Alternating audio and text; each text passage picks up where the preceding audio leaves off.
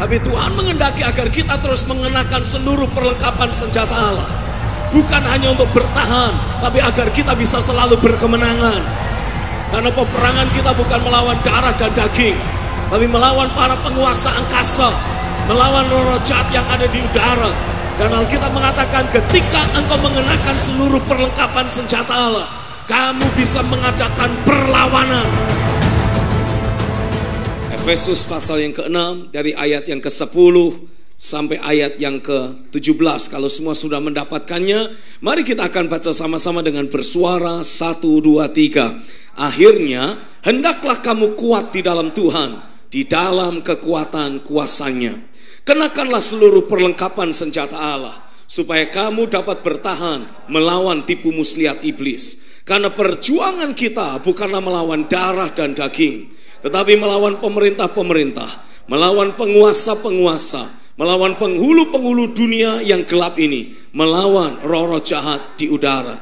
Sebab itu ambillah perlengkapan senjata Allah, supaya kamu dapat mengadakan perlawanan pada hari yang jahat itu, dan tetap berdiri sesudah kamu menyelesaikan segala sesuatu.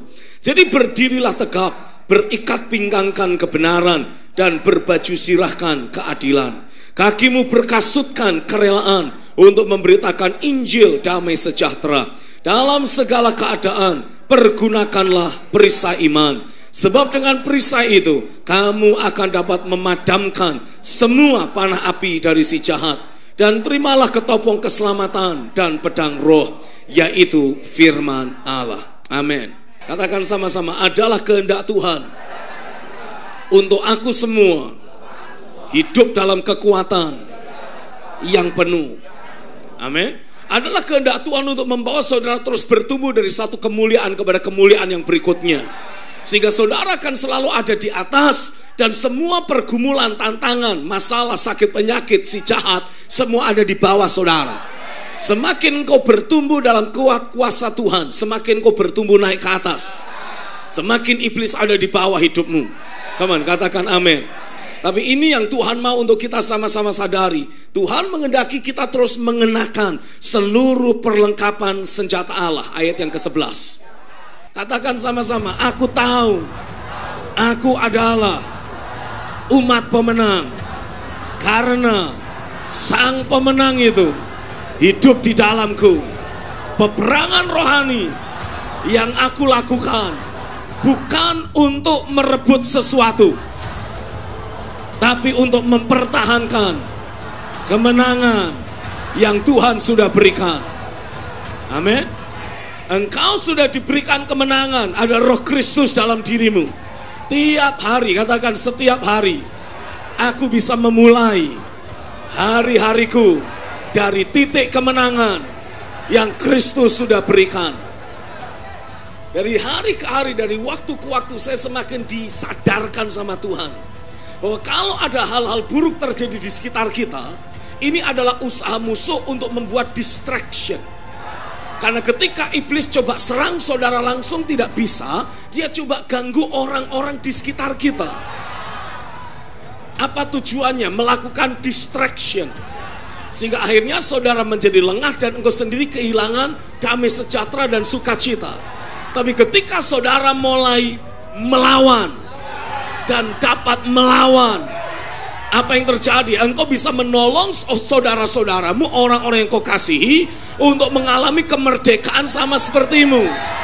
Sehingga teritorial aman yang saudara miliki bukan hanya di areal kehidupanmu sendiri, tapi juga orang-orang yang saudara kasihi. Halo, amin. Selama sekian waktu lamanya saya berpikir masing-masing individu bertanggung jawab untuk kehidupan damai sejahtera dan sukacita dalam dirinya. Betul, itu yang harus kita lakukan. Tapi kadang-kala kita mendapati ada orang-orang lain yang dilatih Tuhan, dibangkitkan Tuhan menjadi lebih perkasa. Apa tujuannya? Untuk menjagai orang-orang lain yang lebih lemah. Tuhan sedang melatih saudara untuk lebih perkasa, lebih kuat, untuk lebih, oh come on. Tuhan tidak mau engkau menyamakan dirimu dengan orang Kristen yang lain. Samakan dirimu dengan agenda Tuhan. Tuhan menetapkan engkau untuk lebih kuat, lebih perkasa dibandingkan orang percaya yang lain. Tujuannya adalah ketika engkau lihat teman-temanmu, saudaramu yang lain mengalami gangguan dari si jahat, engkau bisa bangkit dalam roh dan engkau berperang bagi mereka.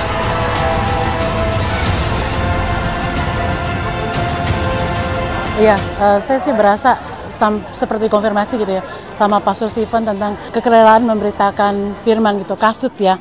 Ketika saya pesan ojek online gitu, ketika saya pulang dari PG, terus saya ada dorongan gitu untuk saya cerita sama si bapaknya gitu yang bawa motor itu. Terus saya bilang, "Pak, saya doain ya Pak ya." Terus, "Oh iya Bu."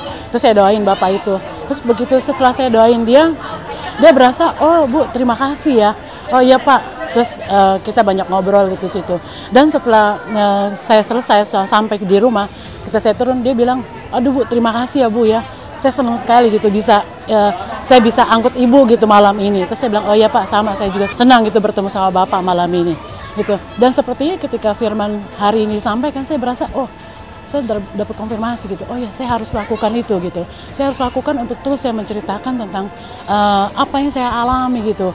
Karena orang di luar itu sangat butuh untuk mereka merasakan, oh Tuhan itu baik gitu, ada Tuhan gitu yang baik gitu. Dan mereka tuh butuh itu, mereka butuh mendengar gitu, mereka butuh merasakannya gitu ya, apa yang saya juga rasakan gitu. Tantangan buat saya sih, kadang saya berasa, aduh saya malas sih untuk ngomong, kadang-kadang ada merasa malas, kadang-kadang juga merasa, aduh nggak enak ya, apakah nanti takutnya jadi SKSD gitu. Kadang suka so kenal so deket padahal mah nggak tahu apa-apa gitu. Berasa untuk mereka butuh nggak ya? Sekarang saya udah nggak pusing gitu. Maksudnya untuk saya berasa SKSD nggak. Saya berasa gini, Tuhan sudah tetapin saya untuk saya mengalami banyak kemenangan. Saya juga percaya kemenangan itu juga bisa saya bagikan ke orang lain. Dan saya percaya ya, kita di tempat ini ketika kita beribadah, kita PG, banyak juga kita mengalami hal-hal yang luar biasa.